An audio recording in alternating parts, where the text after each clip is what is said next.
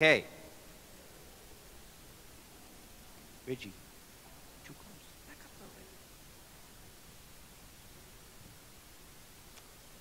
So, who was here last week with all the snow and the cold and everything?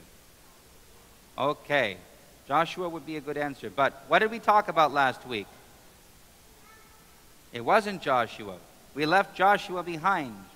Anybody remember the name of the guy we talked about last time? Yes. Was he right-handed or left-handed? He was left-handed, so he could hide his sword under his cloak like this. See? Hi, I'm waving to you with my left hand. I don't have a sword. Oh, never mind. I'm going to stab the bad king. Right? That was Ehud. Now we get another story. And this is a great story, and it's so good I can just read it straight from the Bible, which feels like cheating, but I'll explain a little bit at the end. So, and the children of Israel again did evil in the sight of the Lord when Ehud the lefty was dead. And the Lord sold them into the hands of Jabin, king of Canaan, who reigned in Hazor. And his captain, the captain of his army, was named Sisera. Okay? So Sisera is the bad guy. The children of Israel were evil, and God, to punish them, let them be ruled by a bad guy whose general was named Sisera. Okay? Can you say Sisera? You'll want to remember this guy. Okay. And the children of the Lord cried out to the Lord because Sisera had 900 chariots of iron, and for 20 years he mightily oppressed the children of Israel. And Deborah, anybody know someone named Deborah? Okay, well, it's a Bible name, Deborah. They shorten it to Debbie or Deb, but we'll call her Deborah. Deborah was a prophetess, and she judged Israel at that time. And then it says where she lived. And when it was time, she sent and she called Barak, the son of Abinoam, out of Kadesh Naphtali, long names, and she said to him, "Do you know that the Lord God of Israel commands, saying to you, go to Mount Tabor and take with you 10,000 men of the children of Naphtali and the children of Zebulun, and I, God, will draw close to you Sisera, the bad guy, the captain of Jabin's army, with his chariots and his army, and I will deliver him into your hand." Sounds good. You're just sitting there minding your own business, and the prophetess of the Lord comes and says, guess what? God has chosen you to be the army leader to deliver the people of Israel. Right? You think you'd say, awesome, wonderful. People will remember my name. I'm going to have a big victory. What does Barak say? He says, I don't know about that. I'll go, but only if you come with me. Okay? So we're thinking Barak is kind of a fraidy cat. He wants to play it safe. So, shh.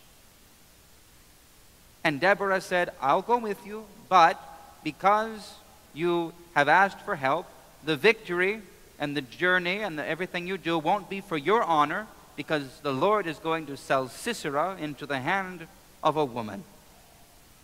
Okay? So Deborah and Barak went up, and they went to Kadesh, and he called the army, and he had 10,000 people, and let's see. And Sisera gathered all of his army, and he went to fight with Barak. And Barak wasn't sure if he was going to fight. So Deborah says, get up, get down there, fight Sisera, because this is the day that the Lord has given Sisera into your hand. The Lord has already gone before you, so go, get going, fight your battle. And the Lord troubled Sisera and all his chariots and all his army with the edge of the sword, and Barak chased him and killed them, and they all ran away. And it was so bad that Sisera jumped out of his chariot and he ran off on foot. And here's the interesting part of the story. These are the two bloody stories in the Bible. Okay? And Sisera, as Barak is chasing what's left of his army away, Sisera goes and he finds a tent. The tent of Jael, the wife of Heber, the Kenite, because he thought maybe I'll be safe there. Okay? And he said, well, he wasn't sure. And Jael said, come in, I'll hide you. It's okay. Come in.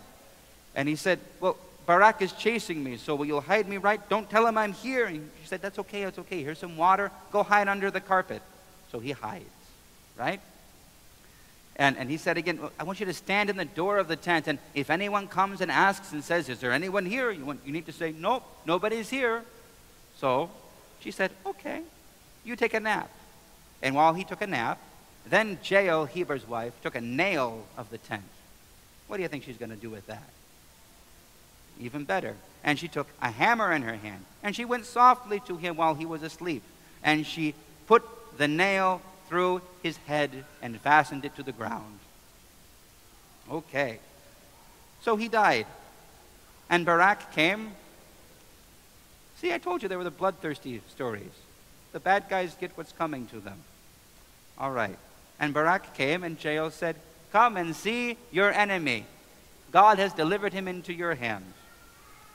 And in this way, God subdued Jabin, the king of Canaan, and his general Sisera before the children of Israel, and they prospered and were free again. Okay, so what's the lesson? The lesson is not find a tent stake and put it through your enemy's head. Okay? Really. Nobody even try that. Okay? Good. The lesson is when we ask God for help, He will forgive us.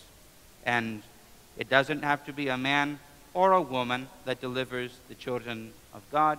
He will use whoever is there handy to do the job. Okay? Because the first story, He used Ehud. The second story, He used Deborah and Jael.